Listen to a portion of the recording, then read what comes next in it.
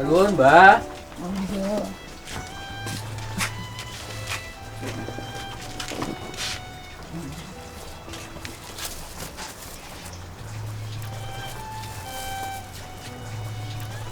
Piye kabare, Mbah? Seseng briyang, Pun mresake, Mbah. dereng duwe duit. Dipun iki, Pak. Benjang kita rembak.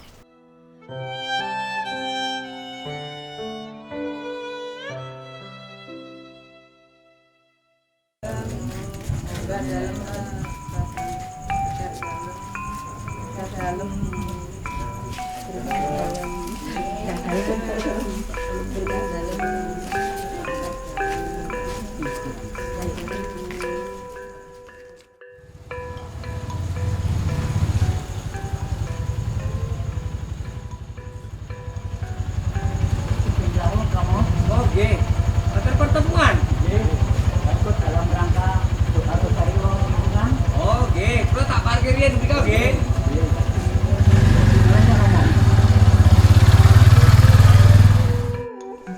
Jan, Pak. Ya, diceritakan. Belum telat to nih. Belum. Belum. Baik, Mawon.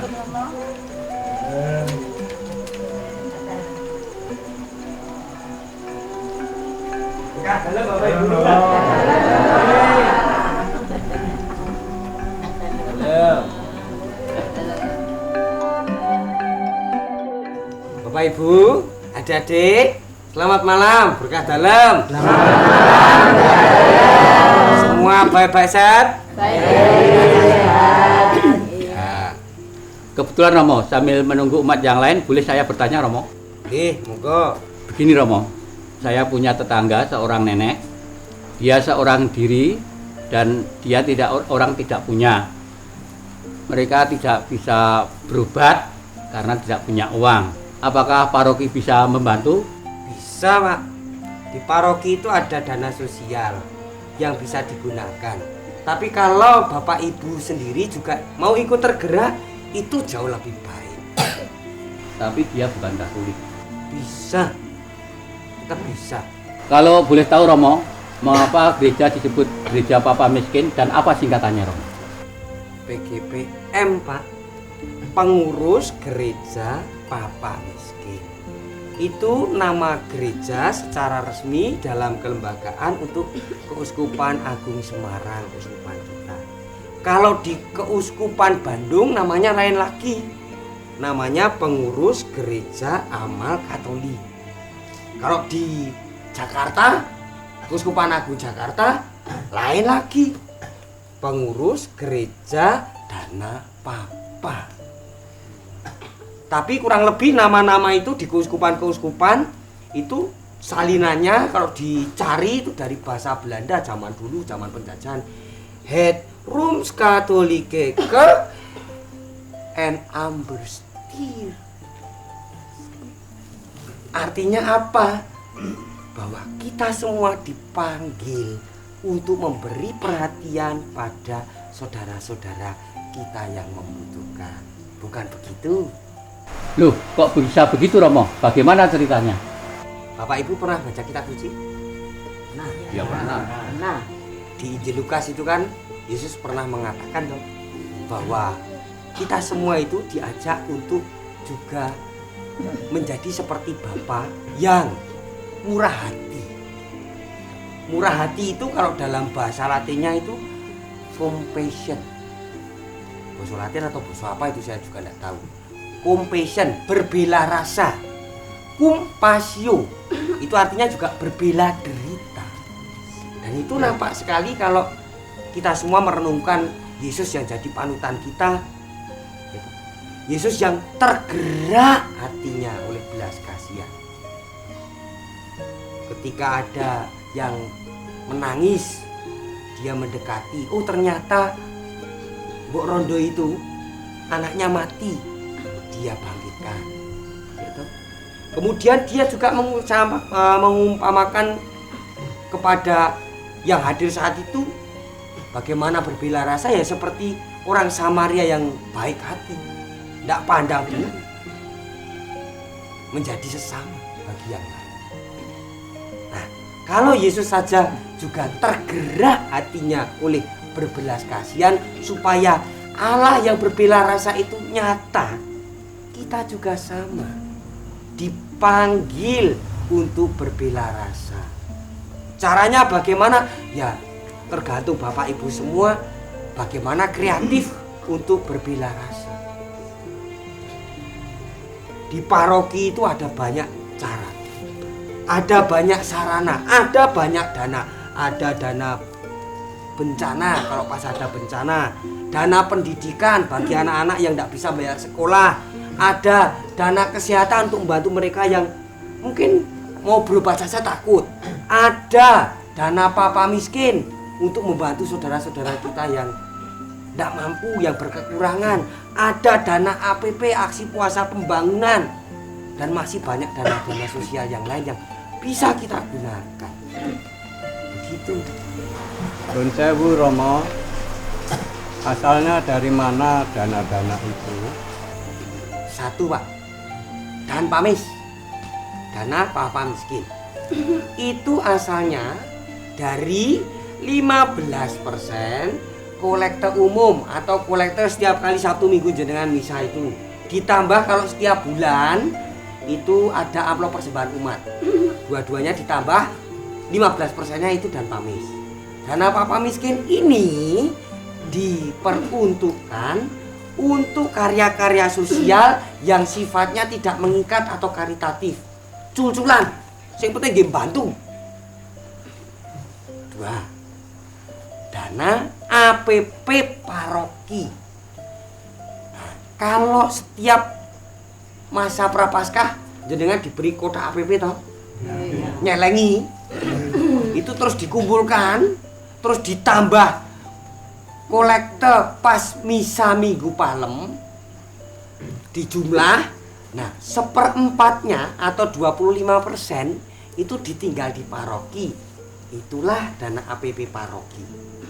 Yang 75% kirim ke keuskupan. Nah, dana APP paroki ini namanya aksi puasa pembangunan. Memang kalau saya menyarankan lebih baik dana APP paroki ya bisa untuk karya karitatif cul-culan tadi, tapi juga kalau saya menyarankan baik kalau tiap paroki itu menggunakannya untuk pemberdayaan umat, pemberdayaan ekonomi, bantu bakul-bakul cilik itu loh, ben iso menyat, iso mentas, itu dana APP. Yang ketiga, dana pangrukti loyo, ada yang modelnya arisan, ada yang ya seperti amplop persembahan umat setiap bulan nyur. Nah, itu diperuntukkan khusus untuk soal-soal kematian, membantu soal-soal kematian di tengah umat, apalagi yang membutuhkan. Yang ketiga, dana bencana, ya sesuai namanya. Merapi jeblok, ada banyak orang kaliren, dana bencana itu yang digunakan untuk membantu para korban bencana.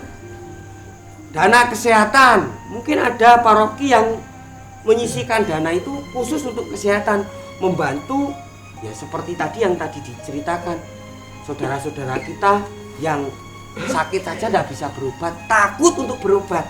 Kemudian ada yang namanya dana pendidikan, khusus digunakan untuk urusan-urusan pendidikan. Biasanya itu untuk membantu anak-anak kalau bayar sekolah SPP itu kurang. Misal banyak cara, misalnya misa kolektor, misa Jumat pertama di paroki itu digunakan untuk kolektor pendidikan, ya untuk membantu anak-anak yang memang bayar sekolah tidak bisa. Syukur-syukur ya bisa semua bisa sekolah. Itu dana pendidikan. Dan masih banyak dana-dana sosial yang lain. Sesuai dengan namanya sudah jelas. Artinya peruntukannya, model penghimpunannya juga beragam di tiap paroki. Begitu. Terus cara mengaksesnya gimana Romo? Sederhana Bu, tinggal buat tulisan orek-orekan. Entah yang bersangkutan atau orang lain sing tergerak hatinya, menyat, dan orang itu terbantu. Buat orek-orekan, diserahkan kemana? Ke sekretariat paroki kalau bingung. Nanti biar sekretariat paroki yang menyampaikan ke tim pengelola dana sosial paroki. Maaf Romo, kalau harus buat proposal, nah terus kalau yang bersangkutan nggak bisa baca tulis, terus gimana Romo? Ya sederhana toh Pak. Yang buat proposal yang bisa baca tulis, nggak harus yang bersangkutan. Kalau jenengan yang bisa baca tulis, untuk tetangga jenengan yang tidak bisa baca tulis, jenengan yang membuatkan. Kalaupun masih bingung carane nulis, harus nulis apa Romo, datang saja ke sekretariat, minta belangkunya. Biasanya sudah disediakan, ditulis namanya siapa, ditulis untuk apa, kenapa kok begitu, dimintakan, baru diserahkan. Apa suatu saat tidak ada nepotisme gitu Mo? Misalnya bantuan diberikan untuk orang-orang yang dekat dengan orang penting di paroki. Maaf loh Mo, ini tidak menyinggung sapa-sapa. Tidak apa-apa, misalnya jenengan dekat dengan saya bantu, begitu toh Bu maksudnya. Ya mungkin bisa jadi bisa demikian. Di beberapa paroki yang mengajukan proposal, ya orang-orang yang dekat dengan yang tahu caranya. Tapi di beberapa paroki yang lain diusahakan supaya nepotisme ini juga dibuang jauh-jauh, buang ke laut, ya toh. Acaranya bagaimana? Ya tim pengelola dana papa miskin itu yang harus dikuatkan supaya nanti apa? Sungguh-sungguh mengecek apakah yang meminta bantuan dana-dana sosial, entah dana papa miskin, dana APP, dana Pangruki Loyo atau dana sosial yang lain tadi, itu sungguh-sungguh orang-orang yang membutuhkan.